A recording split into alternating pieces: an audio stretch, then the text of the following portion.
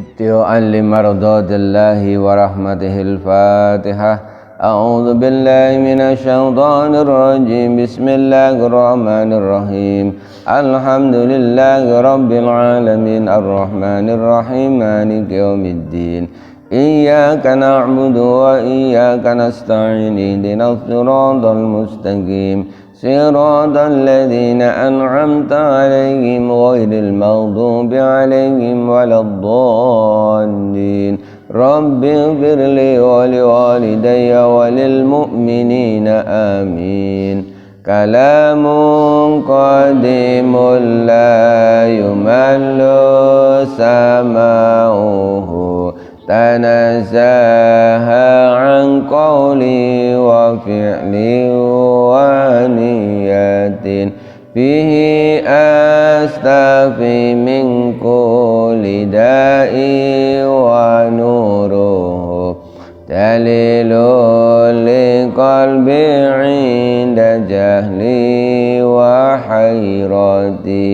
فيا رب متعني بسر حروفه ونوّر بقلبي وسمعي ومقلتي وسهل علي حفظه ثم درسه بجاه النبي والآل ثم صحابتي.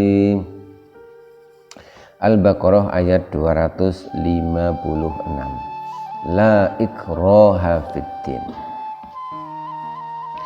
A'udzu billahi minasy syaithanir rajim.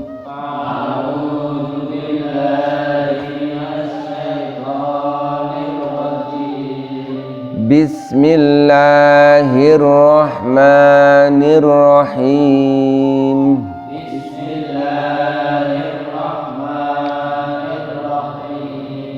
La ikraha fiddin.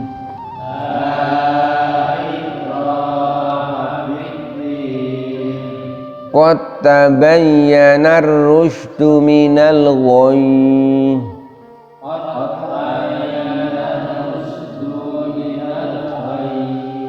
Faman yakfur bit-taghuti wa yu'min billahi faqad istamsaka bil urwatil wuthqa la infisama laha.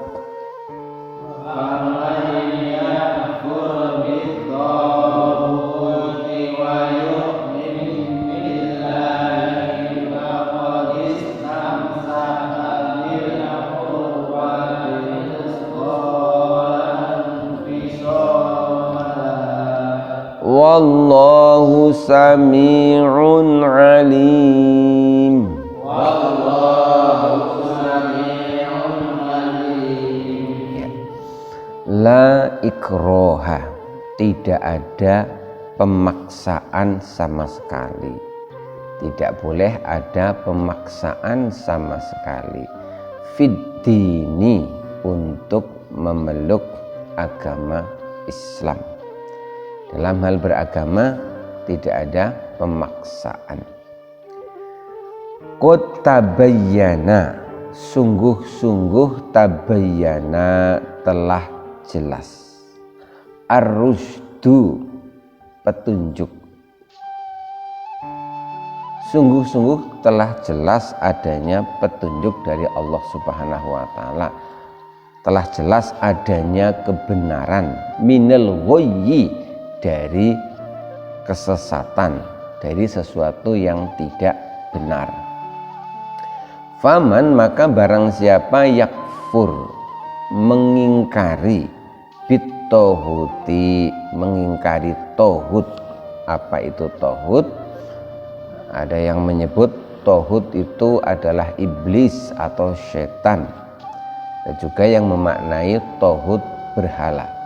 Barang siapa yang mengingkari, tidak mau tunduk kepada iblis atau syaitan, wa yu'min, dan dia beriman billahi, kepada Allah Subhanahu wa taala, faqad istamsaka.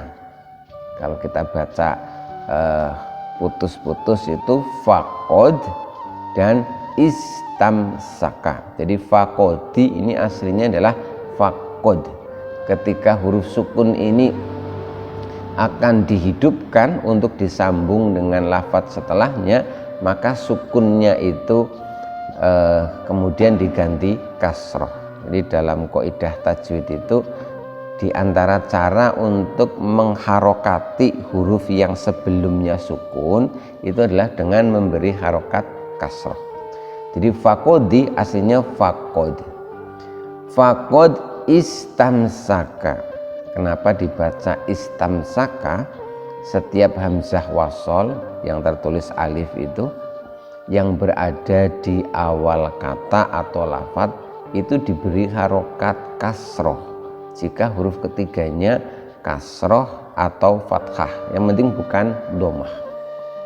Faqad istamsaka, maka sungguh-sungguh dia orang tersebut telah berpegangan bil urwatil wusqa, dengan tali, dengan sesuatu yang sangat kuat, lang fisomalaha, yang dia tidak akan tercerai-berai, dia tidak akan lepas. Wallahu, Allah sami'un, maha mendengar, alimun, maha mengetahui.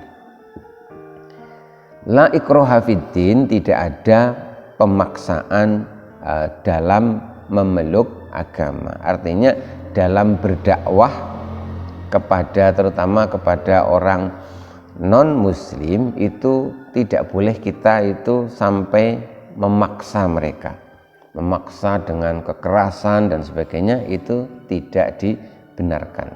Karena memang la ikraha fiddin, tidak boleh ada pemaksaan dalam untuk memeluk agama.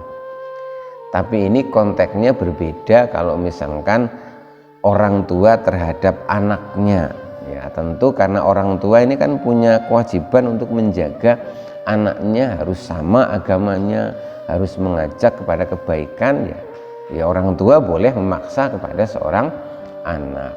Tetapi kepada orang yang tidak ada hubungan dengan kita, seperti orang non muslim, ya tidak dibenarkan kalau kita memaksa mereka. Apa sebab? Karena qad tabayyana rusdu minal ghayyi. Dengan adanya agama Islam ini, segalanya telah jelas, yang benar dan yang salah sudah jelas, yang sesuai dengan petunjuk Allah dengan yang tidak itu jelas. Kebenaran agama Islam ini itu juga sudah diakui oleh orang-orang non muslim. Orang kafir pun ya mengakui kebenaran Al-Quran, walaupun banyak dari mereka belum masuk Islam. Karena memang kebenaran Al-Quran, kebenaran agama Islam ini ya bisa diterima secara akal. Misalkan Islam mengajarkan bahwa Allah itu satu, ya secara akal pun lebih mudah diterima daripada Allah itu misalkan 3 atau 4. Lebih masuk akal kalau yang Tuhan itu satu. Jadi sudah jelas semuanya tentang Nabi Muhammad SAW. Itu pun sudah jelas tercantum tidak hanya di Al-Quran tapi juga di kitab-kitab terdahulu bahwa Nabi Muhammad adalah Nabi akhir zaman. Baik buruk semuanya itu sekarang itu sudah jelas. Jadi tidak usah lagi kita maksa-maksa orang karena semuanya itu sudah jelas. Artinya tanpa dipaksa pun orang itu sebenarnya sudah tahu. Famay yakfur, maka barang siapa kemudian mengingkari bitohuti dengan tohut. Artinya barang siapa yang tidak mau mengikuti tohut, tidak mau mengikuti iblis atau setan, kemudian wayu mimbillah, dia lebih memilih beriman kepada Allah, ya faqad istamsaka. Itu diibaratkan orang itu telah memilih sebuah pegangan, memilih tali untuk berpegangan, dan yang dipilih itu adalah tali yang sangat kuat. Di ayat yang lain Allah itu menyebutkan dalam satu ayat, wa'tasimu, berpeganglah engkau. Berpegang dengan apa? Dengan tali Allah, maksudnya berpegang dengan agama Allah. Siapa yang memilih Islam, memilih hidayah Allah, berarti dia telah berpegangan dengan tali yang sangat kuat, lang fisomalaha, yang dia pasti akan selamat kalau berpegangan dengan tali Allah ini. Wallahu sami'un alim, Allah itu maha mengetahui. Wallahu sami'un, Allah itu maha mendengar, alimun, Allah itu maha mengetahui. Allah mendengar apa saja, mendengar baik suara atau apa saja yang jahar maupun yang sir. Allah bahkan mendengar tidak hanya yang terucap oleh lisan, tapi juga Allah mendengar yang tidak terucap oleh lisan, yang terucap oleh hati dan pikiran. Alimun, Allah juga maha mengetahui. Mengetahuinya Allah itu tiada batas. Allah mengetahui baik yang terang-terangan maupun yang samar. Tidak ada yang rahasia bagi Allah Subhanahu wa ta'ala. Ini ayat ini pedoman untuk kita dalam berdakwah, amar ma'ruf nahi mungkar, mengajak orang lain untuk mengikuti agama Allah, bahwa ada pelanggaran, ada aturan bahwa betul bahwa agama yang kita anut ini adalah sebaik-baik agama dan sebenar-benarnya agama. Tapi itu tidak boleh menjadi dalil, menjadi alasan terus kita itu memaksa-maksa orang melakukan perbuatan-perbuatan yang keji, misalkan untuk memaksa agar mereka itu mau mengikuti agama kita, mau beriman sebagaimana kita.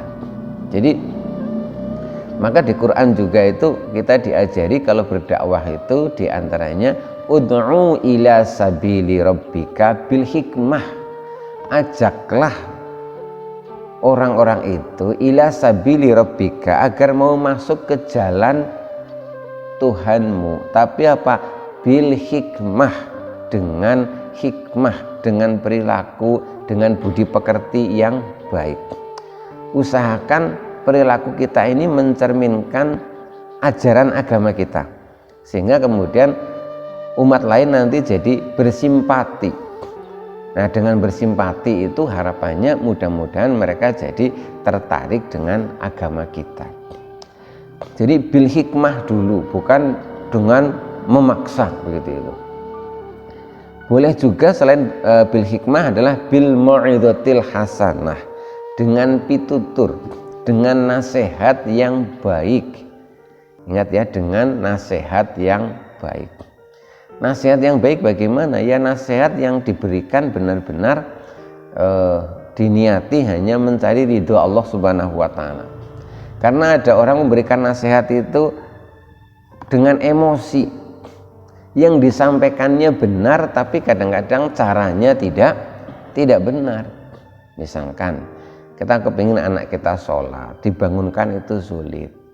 Ya jangan sampai, ya benar bahwa sholat ini wajib, tapi kalau kita membangunkannya itu sampai kasar sekali begitu, itu jadi anak itu jadi kemudian ada sakit hati, akhirnya sholat jadinya sulit.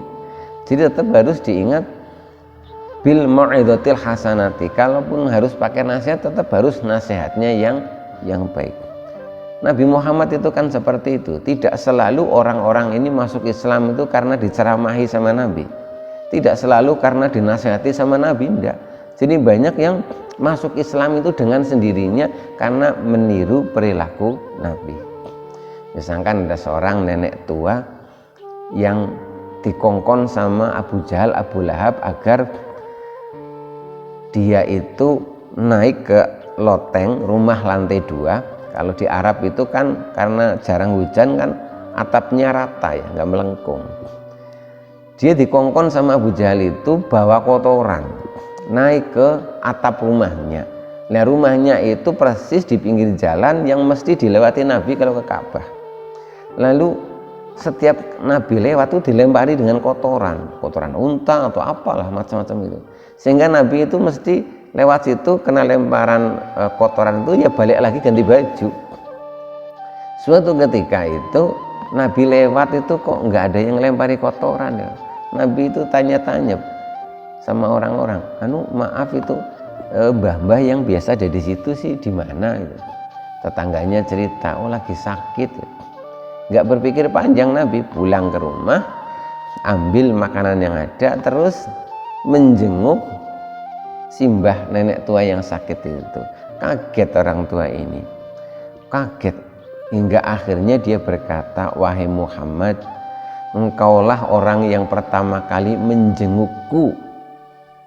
Abu Jahal yang menyuruhku untuk melempari kotoran kepadamu belum sekalipun datang menjengukku ketika aku sakit. Saat itu juga nenek itu kemudian masuk Islam. Jadi banyak sekali yang masuk Islam itu bukan karena dinasihati, dituturi, karena hikmah yang Nabi itu tunjukkan kepada orang-orang. Ada lagi misalkan ada orang yang dia itu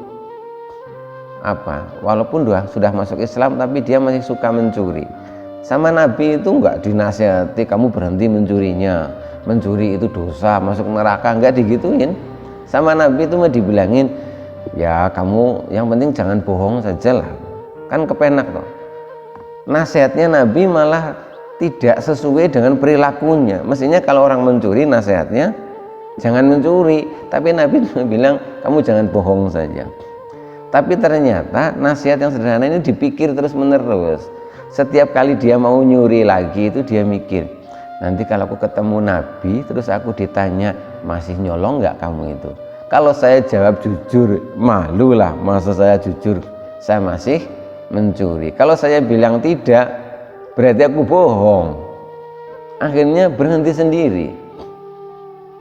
Itulah yang ditunjukkan oleh Nabi. Jadi benar-benar bil hikmah, baru setelah itu boleh dengan bil mau'izatil hasanah, dengan nasihat yang baik. Juga boleh selain dua itu, yaitu wajadilhum billati hiya ahsan. Kalau mau berdebat ya boleh, silahkan berdebat, tapi tetap harus billati hiya ahsan, dengan cara yang baik. Misalkan ada yang tidak percaya bahwa sholat ini perintah Allah, sholat ini banyak manfaatnya, banyak hikmahnya, ngajak berdebat, ya sudah layani saja, tapi tetap harus dengan cara yang baik.